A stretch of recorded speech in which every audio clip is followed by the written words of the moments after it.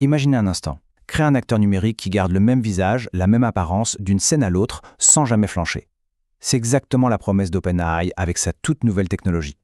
Aujourd'hui, on décortique cette avancée qui pourra bien, mais alors vraiment bien, changer la donne dans la création vidéo par IA.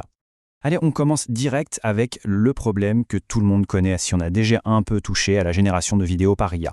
On est là, on crée un personnage, on est super content, et la seconde d'après, son visage n'a plus rien à voir, une métamorphose complète. C'était, on peut le dire, la frustration numéro 1 du domaine. Et là, le bond en avant est juste colossal. On passe d'une cohérence qui oscillait dans le meilleur des cas entre 70 et 80%, avec un personnage qui changeait tout le temps, à un système qui lui dépasse les 95% de consistance. C'est toute la différence entre un gadget un peu marrant et un véritable outil de production fiable. Alors, cette avancée spectaculaire, elle repose sur quoi? Sur une nouvelle brique technologique intégrée à Sora 2 par OpenAI. Ils lui ont donné un nom tout simple, le système Characters. Et c'est vraiment le cœur du réacteur de cette petite révolution. D'ailleurs, ce n'est pas nous qui le disons, c'est OpenAI eux-mêmes. Ils qualifient cette étape de moment GPT 3.5 pour la vidéo. La comparaison est très très forte. En clair, ils nous disent que de la même manière que leurs modèles de langage sont devenus incroyablement puissants avec GPT 3.5, eh bien Sora 2, c'est la même chose, mais pour la vidéo. Un vrai tournant. Mais attention, Sora 2, ce n'est pas que ça. Le modèle de base pose carrément un nouveau standard avec des capacités assez impressionnantes. Déjà, la qualité. On parle de résolution HD native en 1080p et des clips qui peuvent monter jusqu'à 25 secondes. Et puis, le réalisme, l'audio est synchronisé, la physique est crédible et surtout, les objets et les personnages gardent leur état d'un plan à l'autre. Ça, c'est crucial. Bon, la question maintenant c'est, comment ce système arrive-t-il à un tel niveau de consistance? Eh bien, vous allez voir, le processus est en fait étonnamment simple. Tout part d'une action super simple pour l'utilisateur, il suffit de fournir une toute petite vidéo. On parle d'1 à 4 secondes. C'est tout. À partir de là, c'est l'IA qui prend le relais.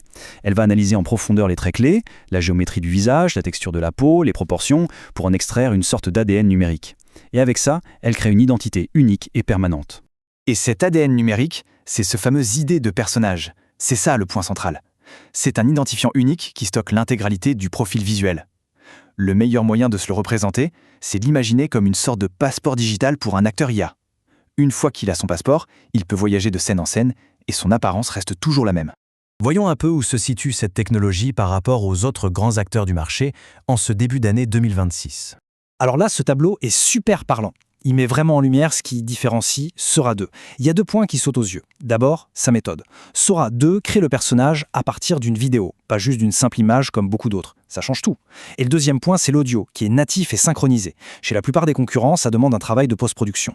Mais le plus important, c'est que cette technologie, ce n'est pas juste un papier de recherche. Non, elle est déjà en train d'être déployée et de 2 manières complètement différentes. D'un côté, on a le monde des développeurs et des entreprises.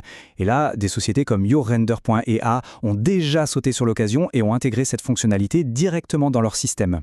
Concrètement, qu'est-ce que ça veut dire? Eh bien, ça donne aux développeurs une boîte à outils très puissante pour créer des applications hyper sophistiquées.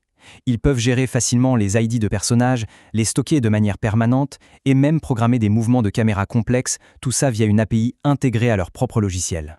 Et de l'autre côté, il y a tout le monde, le grand public. Pour ça, OpenAI n'y est pas allé par 4 chemins. Ils ont lancé une nouvelle application sociale, baptisée tout simplement Sora. L'idée de cette appli, c'est vraiment la création sociale. Elle permet à n'importe qui de créer, de remixer des vidéos, mais surtout de s'insérer soi-même ou d'insérer ses amis dans n'importe quelle scène générée grâce à cette fameuse fonction Characters. L'objectif est clair, mettre l'accent sur la création, pas juste sur la consommation passive de contenu. Bon, évidemment, comme toute technologie qui débarque, tout n'est pas parfait. Il faut aussi parler des coûts et des limites qu'on connaît déjà. Même si c'est très impressionnant, le système a encore ses faiblesses. Il a toujours du mal avec le texte ou les logos qui sont souvent illisibles.